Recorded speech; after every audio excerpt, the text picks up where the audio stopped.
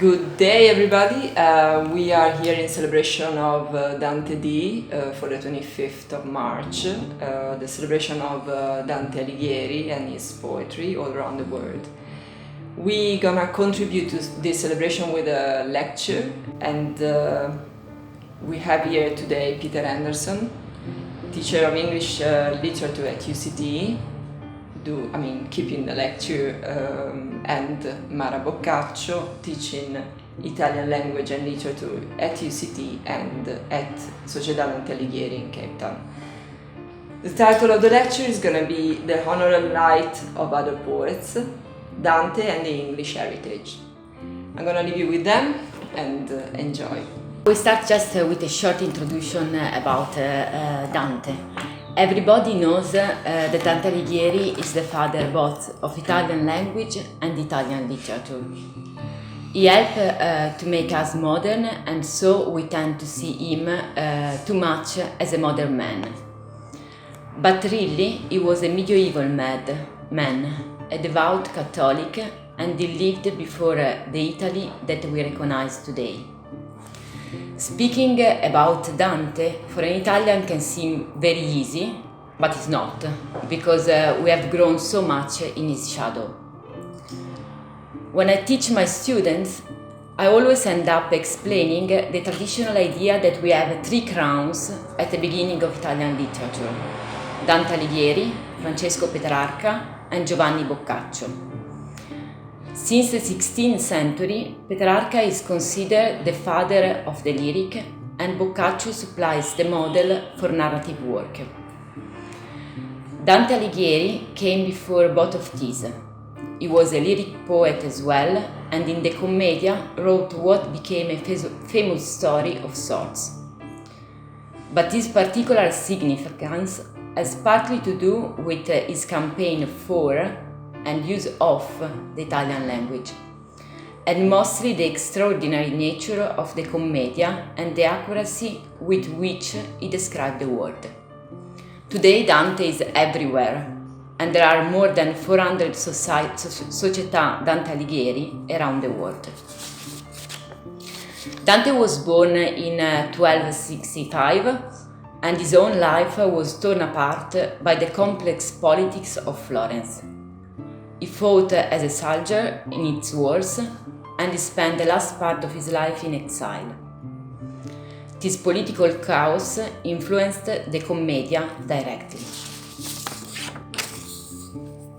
What is the Commedia? A massive poem of over 14,000 lines written between 1306 and 1321, the year of his death, during his long exile. Why is such a serious poem called a Commedia? According to Dante, this was because his poem, like a classical comedy, begins in discord and sadness, but ends in joy. In addition, he felt that the new vernacular in which he was writing should be communicative first and not attempt the elevated register associated with Latin and its serious undertaking. In the Commedia, he begins in medias res, finding himself lost in a dark forest. Nel mezzo del cammin di nostra vita mi ritrovai in una selva oscura. In an extended vision, he is guided by the Latin poet Virgil through hell and purgatory, and then by the figure of the beloved Beatrice through heaven itself.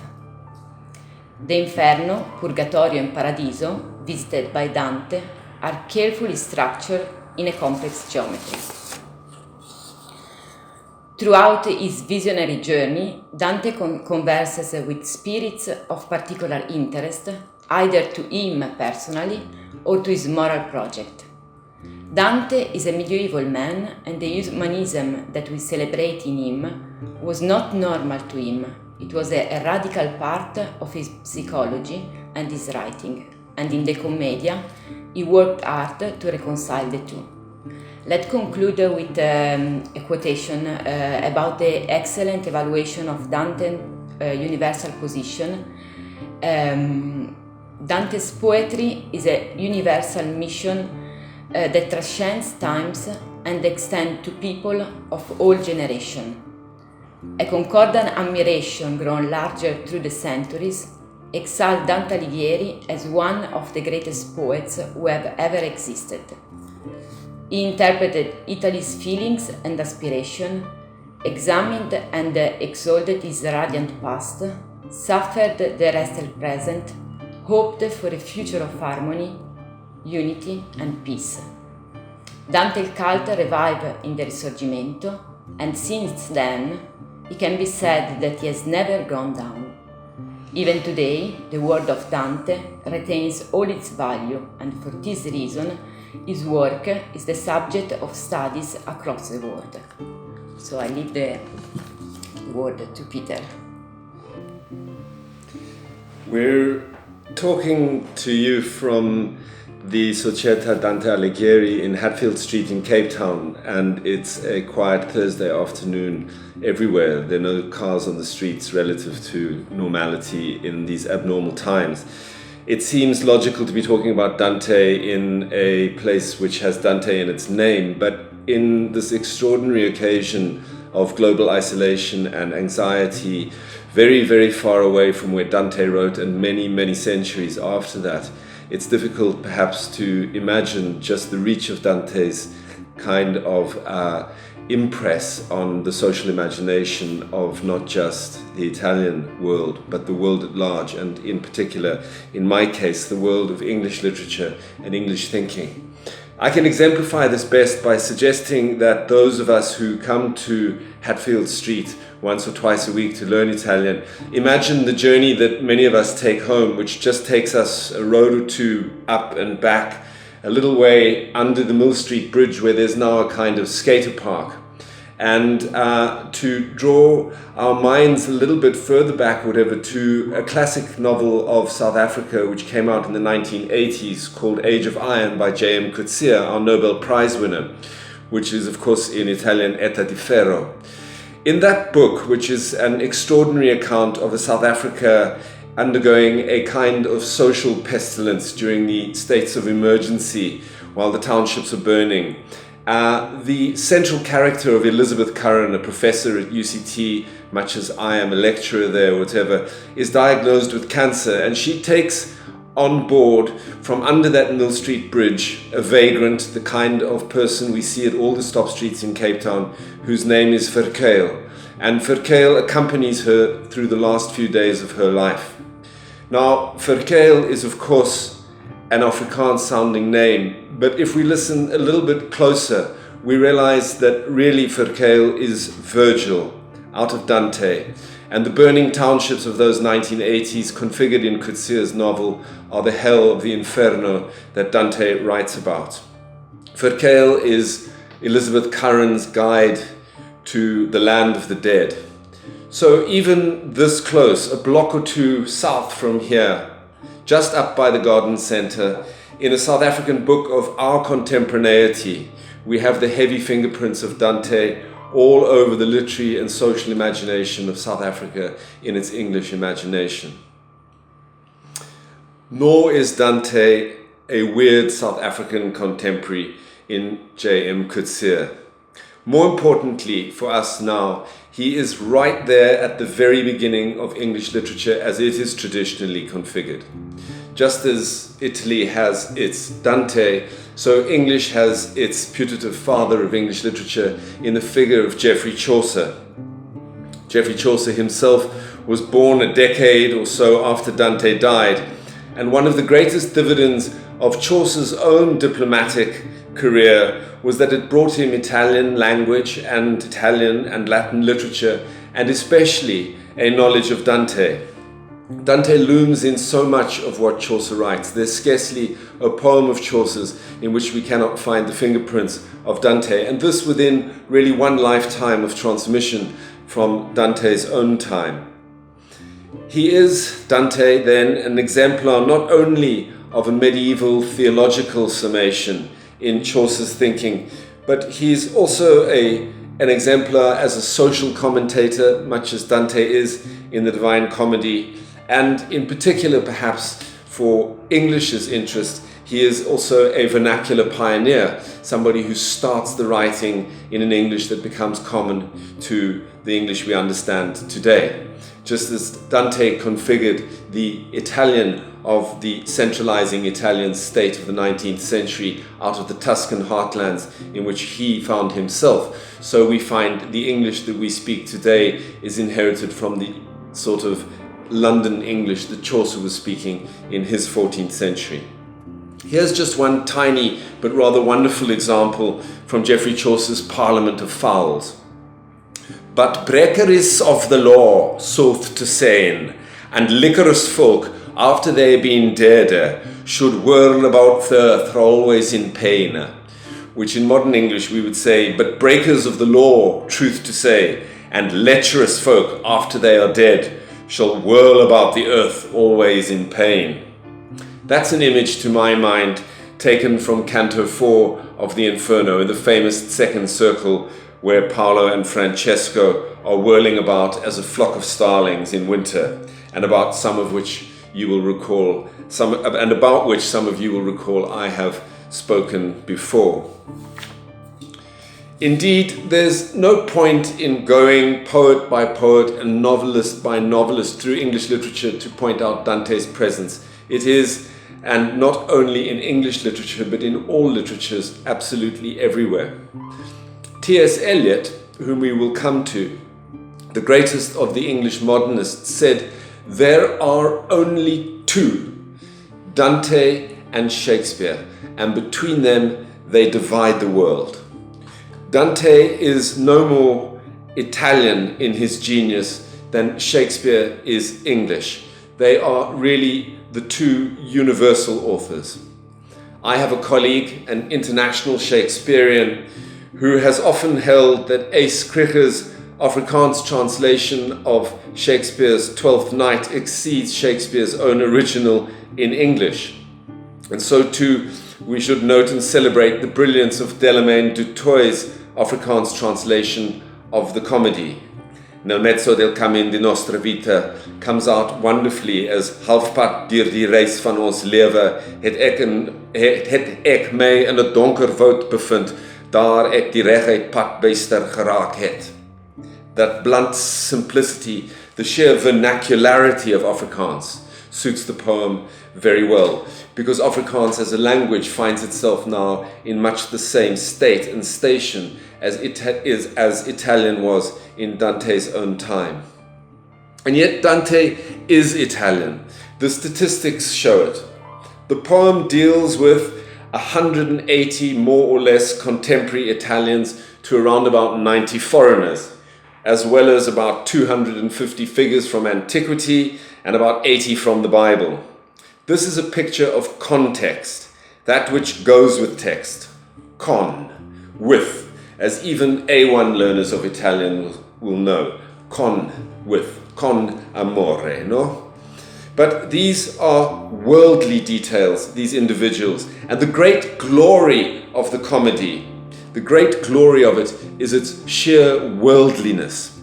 Indeed, William Blake, the great organic genius of England and of English literature, whose illustrations show that he loved Dante and who in his own mad way spoke to Dante, was visited by him, still told the lawyer and literary critic and observer Crabbe Robinson that Dante was extraordinarily an atheist.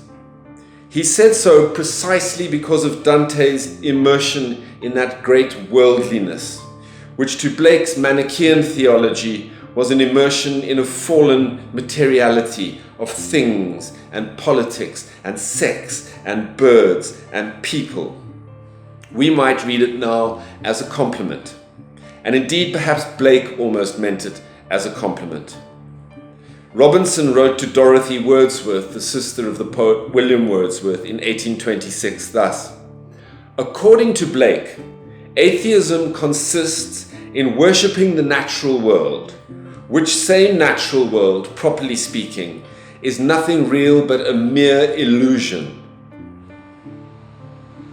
Dante, though now with God," let's emphasize that, though now with God, lived and died an atheist. He was a slave of the world and time. How lucky we are to have this enthrallment to the world and time in a poet of Dante's capability and vision, who could still believe in the thrall of vision.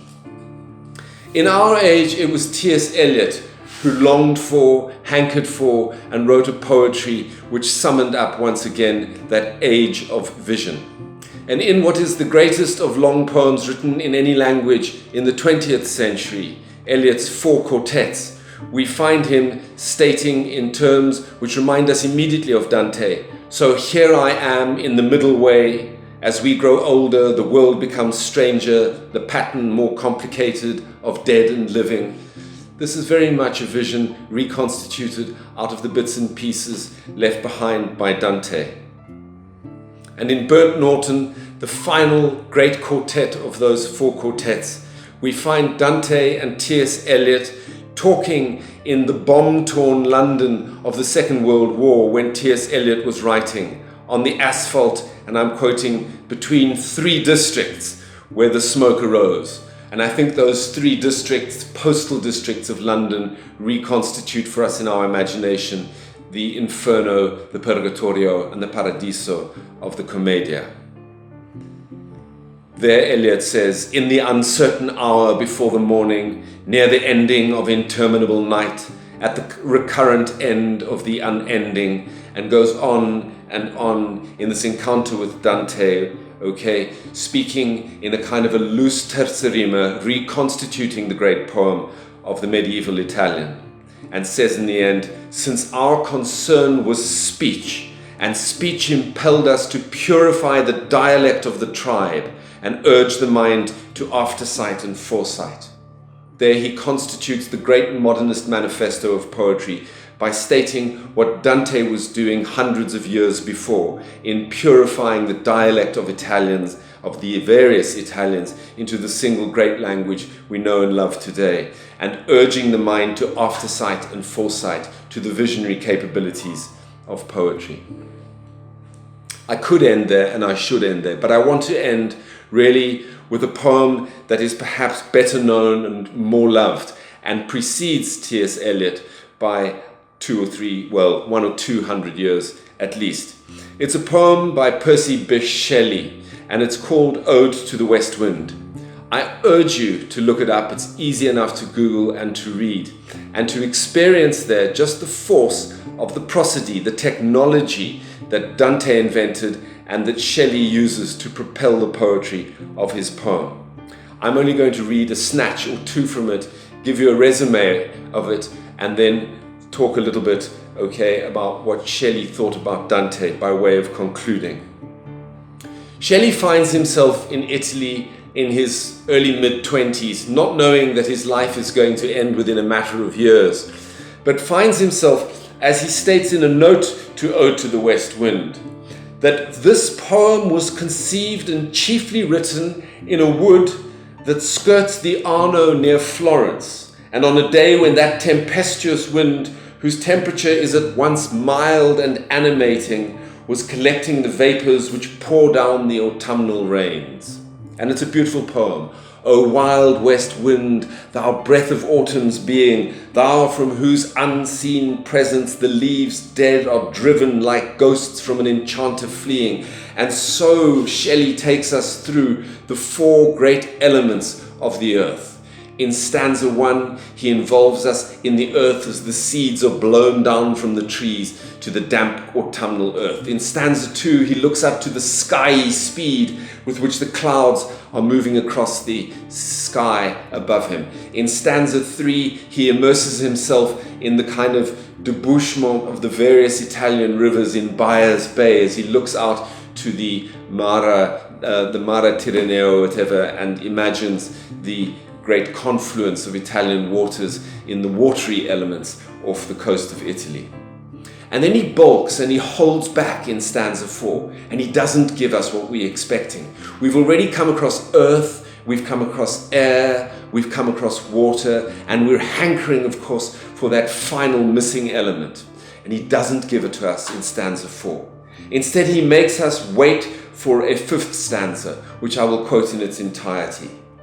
Make me, he says to the west wind, thy lyre, even as the forest is. What if my leaves are falling like its own? The tumult of thy mighty harmonies will take from both a deep autumnal tone. Sweet though in sadness, be thou spirit fierce, my spirit, be thou me, impetuous one. Drive my dead thoughts over the universe like withered leaves to quicken a new birth.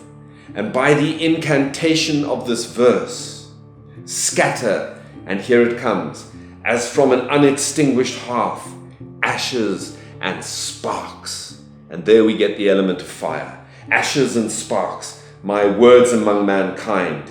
Be through my lips to unawakened earth the trumpet of a prophecy. O wind, if winter comes, can spring be far behind?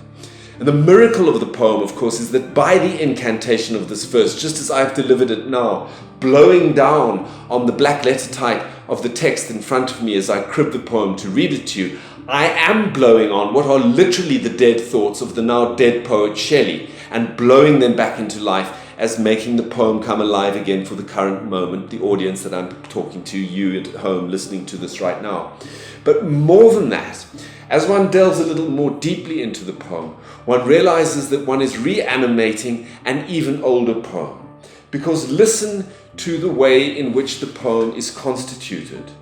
Make me thy lyre even as the forest is. What if my leaves are falling like its own? The tumult of thy mighty harmonies. This is a poem written in iambic pentameter, and the rhyme scheme goes, even as the forest is, falling like its own, mighty harmonies, is, own, ease, deep autumnal tone, spirit fierce one, is, own, ease, own, ears, own, earth, earth, eind, earth. This is terza rima. This poem is written in the iambic pentameter and the rolling kind of revolutionary rhyme that Dante invented to propel his extraordinary 14,000 line poem forward.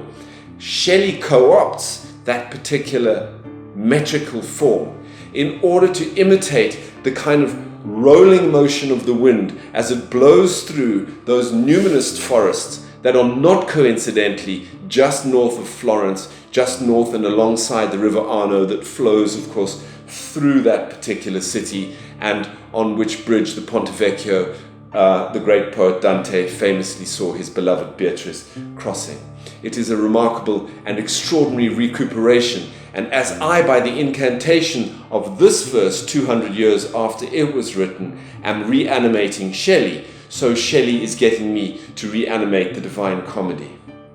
I'm going to end with a long quote, just as Mara did, or whatever, because it sums up the universality and the powerful heritage of Dante in English and in all languages ever since. It's a quote, surprisingly or unsurprisingly, from Shelley again, but it's in prose this time. And it goes quite simply like this. Dante was the first awakener of an entranced Europe. He created a language, in itself music and persuasion, out of a chaos of inharmonious barbarisms. He was the congregator of those great spirits who presided over the resurrection of learning, the Lucifer of that starry flock which in the 13th century shone forth from Republican Italy, as from a heaven, into the darkness of the benighted world. His very words are instinct with spirit. Each is a spark, a burning atom of inextinguishable thought, and many yet lie covered in the ashes of their birth. Can you hear Shelley's poem waiting to be written as he writes in prose? And pregnant with a lightning which has yet found no conductor. All high poetry is infinite. It is the first acorn which contained all oaks potentially.